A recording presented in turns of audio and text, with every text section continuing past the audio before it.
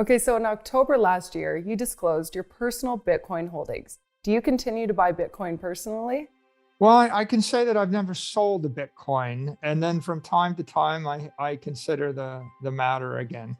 Um, but I still have all that Bitcoin, and I haven't made any other announcements about future acquisitions of Bitcoin, but I may. Okay, so do you think there's any correlation between what is happening in China with Evergrande and Bitcoin? I think that over the long run, no. Uh, right now, Evergrande's got a bunch of debt, and they probably can't pay it all back. So there's, I don't know, I guess a lot of short-term dislocation in the markets. But I mean, the big idea or the most important point to be made here is that most corporations' balance sheets are composed of cash and credit, and cash is crumbling and credit is crumbling. Cash is losing 15 to 20% of its value every year. And credit is like a bond. And if those bonds are yielding 2 or 3 or 4% interest, then they have a 2% default risk. And if they're losing 15% of their purchasing power every year, then you can see the negative real yields on credit are minus 15%.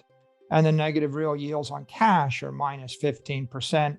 So, like, I think that the most important idea is that corporations would do well to actually convert their cash and credit into Bitcoin. And that's what we've done. We saw a price movement this week that coincides with ongoing concerns with Evergrande. Do you think there's a direct correlation between Evergrande and Bitcoin price action? I'm not a trader. So, like, the truth is, I'm not buying Bitcoin to trade it every minute or every hour or every day. I'm buying it to hold it for a decade, between a decade and 100 years. So, yeah, I mean, the price changes every minute, and it changes every minute based upon what the Federal Reserve says, or what the White House says, or what the Chinese government says, and the like. But I don't have a particular opinion one way or the other, and I don't think that people should really focus upon near-term dislocations when they're investing in Bitcoin. If you're not going to hold Bitcoin for 10 years, you probably shouldn't buy it for 10 minutes, in my opinion, because it is volatile, right? The markets are trading 24/7, 365, and Bitcoin is plugged into the other crypto markets, and the other crypto markets have huge amounts of leverage in them. So if you have lots of leverage trading with thin liquidity, it's always going to be reacting to some random news this way or that way. But I think it would be a mistake to attempt to correlate a positive or a negative to something, because that's a kind of a trader's mentality. And I think 99% of the people aren't really equipped to be traders. It's a very dangerous game and induces great deals of anxiety. Yeah, makes sense. Okay, so let's talk about the regulators for a minute. Do you believe stablecoins will be treated as a commodity or a security? I think they're likely to become securities. I think that the SEC has been pretty clear, and they're saying that most cryptos are securities.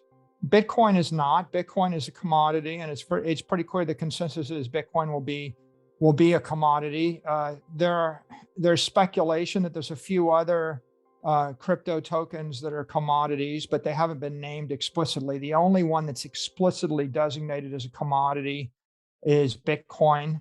I think that stable coins look like money market funds. Like, if you give me $50 billion and I give you 50 billion in tokens, and then I invest the $50 billion into a bunch of bond instruments or credit instruments, then I'm taking risk with the 50 billion. If I were to, for example, invest the $50 billion into Evergrande bonds, and the bonds were to crash by 75%, then the $50 billion of stable coins would become $15 billion or $12 billion of stable coins. And so the SEC and the regulators have a point, which is, when you're buying a stable coin, you're probably you're entering into an investment contract, and there is risk. And that means that you would want to know how that capital is invested. If I gave you 50 billion and you put it into a bank account yielding 0% interest in US dollars, that's a much less risky asset or balance sheet than if I took the same 50 billion and bought GameStop. I mean, you could do anything in between. So yeah, I think that they will be deemed as securities, especially the centralized ones. Okay, so from our research, at one time you were a Bitcoin skeptic, and now you are an investor and advocate for Bitcoin. Could you walk us through what made the light go off for you to become a Bitcoin bull? Yeah, I think that is such a radical new idea that unless you have a need for the solution and you have a lot of time to spend to understand how Bitcoin works, it's easy to brush it off or arm wave it off. The thing that caused me to embrace Bitcoin was in March of 2020, the global economy came to a grinding halt, and it was pretty clear to me that the world wasn't going to just bounce back to the same thing that it had been 15 days later. And when the Federal Reserve and the central banks of the world started to expand the money supply at a very aggressive rate, what we saw was a K-shaped recovery. Wall Street recovered very quickly within a matter of weeks. Main Street didn't recover and still hasn't recovered. And our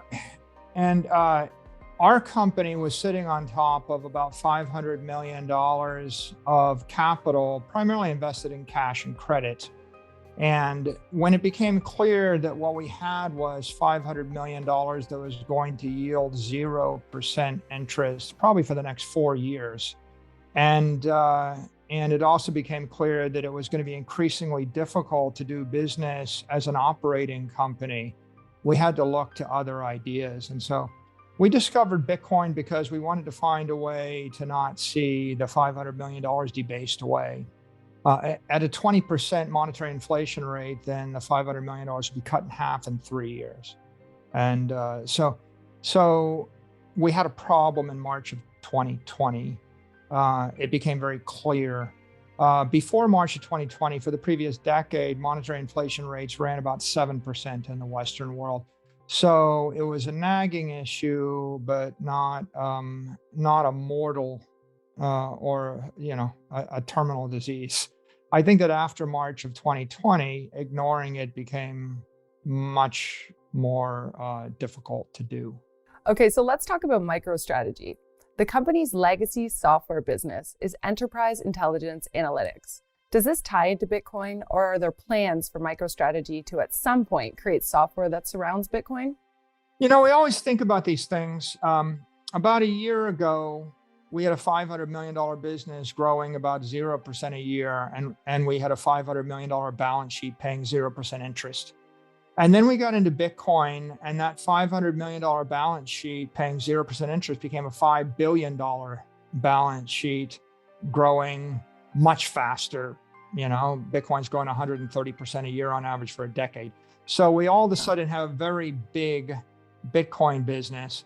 The $500 million enterprise software business is now growing about 10% a year. So we were able to get a boost on the business intelligence software business by entering Bitcoin. And I think the reason why is because it boosted our brand by a factor of 100. It boosted our credibility with all the CXOs and all of our customers by a factor of 10. It was really great for employee morale and employee retention. It cut our attrition rates dramatically. And if you're an employee and you're holding stock or stock options and the stock increases by a factor of 5 over 12 months, then that's motivational. You feel like you're winning. So it became easier for us to recruit and easier for us to retain all of our talent. And then we got this great new set of channels on Twitter and YouTube where we could get our message out 100x greater, 100x cheaper. So I would say Bitcoin is a benefit to the core business. It's a second order benefit. It's a first order benefit to our balance sheet and our shareholders. And the two of them have worked out well together as a complement.